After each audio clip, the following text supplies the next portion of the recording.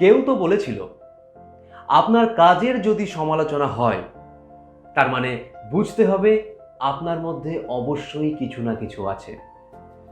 লোকে যদি আপনার কাজের খুঁত ধরে তাহলে ভেঙে পড়বেন না, ভুল সংশোধন করে নতুন উদ্যমে কাজ শুরু করুন।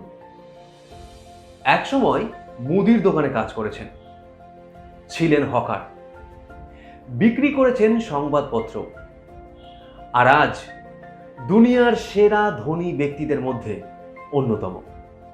বর্তমানে প্রায় 63টি কোম্পানির মালিক এবং এ পর্যন্ত $3,100 কোটি দান করেছেন বিভিন্ন দাতব্য সংস্থায়।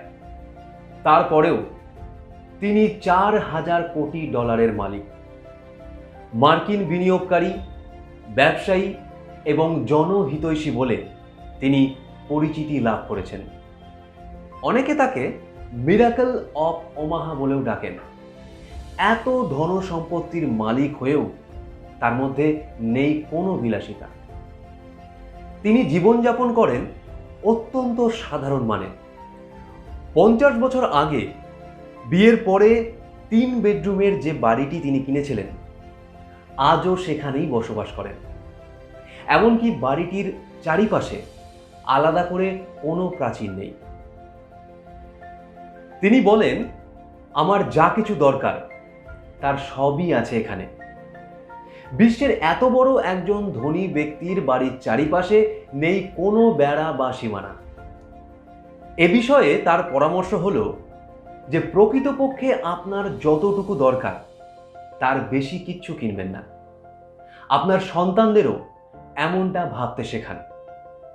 তিনি নিজের গাড়ি নিজেই চালান, তার আছে বিশ্বের সবচেয়ে বড় জেট কোম্পানি, অথচ তিনি নিজেই ভ্রমণ করেন সাধারণ মানুষের সাথে ইকোনমিক ক্লাসে। অনেকেই ভাবতে পারেন এটা অসম্ভব, কিন্তু তিনি সেটা প্রমাণ করে দেখিয়েছেন। হয়তো আপনারা এতক্ষণে বুঝতে পেরেছেন যে আমি কার কথা বলছি। হ্যাঁ, আমি স্যার ওয়ারেন বাফেটের কথা বলছি। তিনি সিএনবিসিকে দেওয়া তার 1 ঘন্টার একটা সাক্ষাৎকারে নিজের কিছু জীবন কাহিনী তুলে ধরেছেন। তার মতে, জীবনে প্রতিষ্ঠা পাওয়ার জন্য সবার আগে স্থির করতে হয় নিজের লক্ষ্যটা কি, এবং এই লক্ষ্য নিয়েই তিনি মাত্র 11 বছর বয়সে প্রথমবার শেয়ার কেনেন, এবং তারপরেও তার মনে হয়েছে যে এই ব্যবসায় তার আসতে অনেক দেরি হয়ে গেছে, এই ব্যবসাতে তার অনেক আগেই আসা উচিত ছিল।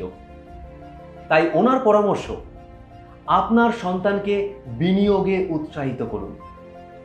সংবাদপত্র বিক্রি করা অর্থ দিয়ে মাত্র 14 বছর বয়সে তিনি ছোট্ট একটা ফার্ম কেনেন।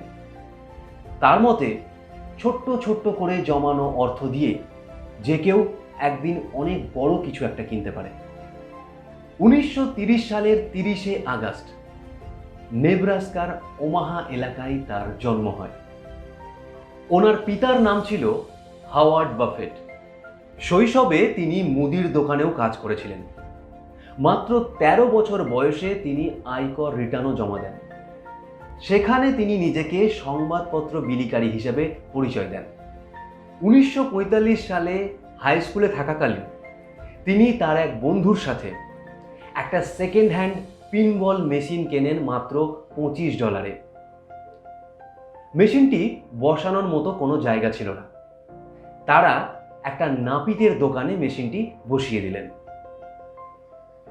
এর কয়েক মাসের মাথায় একই রকমের 3টি মেশিন বসান, আর এভাবেই তার ব্যবসার যাত্রা শুরু। 1950 সালে তিনি ইউনিভার্সিটি অফ নেব্রাস্কা থেকে অর্থনীতিতে বিএস ডিগ্রি অর্জন করেন, এবং তার ঠিক পরের বছর অর্থাৎ 1951 সালে তিনি কলম্বিয়া ইউনিভার্সিটি থেকে অর্থনীতিতে এমএস ডিগ্রি অর্জন করেন। 1951 থেকে 1954 সাল অবধি তিনি বাফেট কক অ্যান্ড কোম্পানিতে ইনভেস্টমেন্ট সেলসম্যান হিসেবে চাকরি করেন। 2008 সালে তিনি বিল গেটসকে হারিয়ে হয়ে ওঠেন বিশ্বের সবচেয়ে বড় ধনী ব্যক্তি। এবং ফরবিসের মতে সেই সময় তার সম্পদের পরিমাণ ছিল $6,200 কোটি। এরপরেও সবচেয়ে অবাক করা বিষয় হলো যে সপ্তাহের 12 ঘন্টা সময় তার কাটে তাস খেলে। এবং 2006 সালের তথ্য অনুযায়ী ওয়ারেন বাফেট কোনো মোবাইল ফোন ব্যবহার করেন না, এমনকি তার নিজস্ব কোনো কম্পিউটার বা ল্যাপটপ কিছুই নেই। তিনি তার কোম্পানির প্রধান নির্বাহী অফিসারদেরকে বছরে মাত্র একটা করে চিঠি লেখেন এবং তাতেই সারা বছরের সমস্ত কর্মকৌশল বলে দেওয়া থাকে। তিনি তার কর্মচারীদেরকে নিয়ে নিয়মিত কোনো মিটিংও করেন না।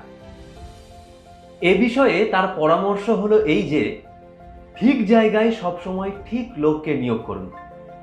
ঠিক জায়গায় যদি আমরা ঠিক লোককে নিয়োগ করতে পারি তাহলে আমাকে তাকে কাজের ব্যাপারটা বলে দিতে হবে না বা শিখিয়ে দিতে হবে না। যুব সম্প্রদায়ের জন্য ওয়ারেন বাফেটের পরামর্শ হলো যে ক্রেডিট কার্ড এবং ব্যাংক লোন থেকে দূরে থাকুন। নিজের যতটুকু আছে ততটুকুই বিনিয়োগ করুন। একটা কথা মনে রাখবেন, টাকা কখনো মানুষ সৃষ্টি করে না, বরং মানুষই টাকা সৃষ্টি করে। যতটা সম্ভব নিজের জীবনধারাকে সহজ সরল রাখুন। অন্যরা যা বলছে তাই করবেন না।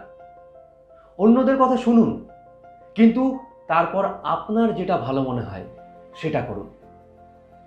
অপ্রয়োজনীয় সময় এবং অর্থ খরচ থেকে সবসময় বিরত থাকুন। জীবনটা আপনার, তাই নিজের স্বপ্নকে পূরণ করুন, না হলে অন্যরা আপনাকে দিয়ে তাদের স্বপ্ন পূরণ করিয়ে নেবে। সত্যি বন্ধুরা, যিনি স্বপ্ন দেখেন তিনি সামনের দিকে এগিয়ে যেতে পারেন, কিন্তু যার চিন্তাধারাই ক্ষীণ তার প্রাপ্তির পরিমাণ কতটুকুই বা হওয়া সম্ভব একটু ভেবে দেখবেন। আমাদের ভিডিওগুলো যদি ভালো লেগে থাকে তাহলে আমাদের ফেসবুক পেজটাকে লাইক করতে পারেন আর আমাদের ইউটিউব চ্যানেলটাকে সাবস্ক্রাইব করতে পারেন।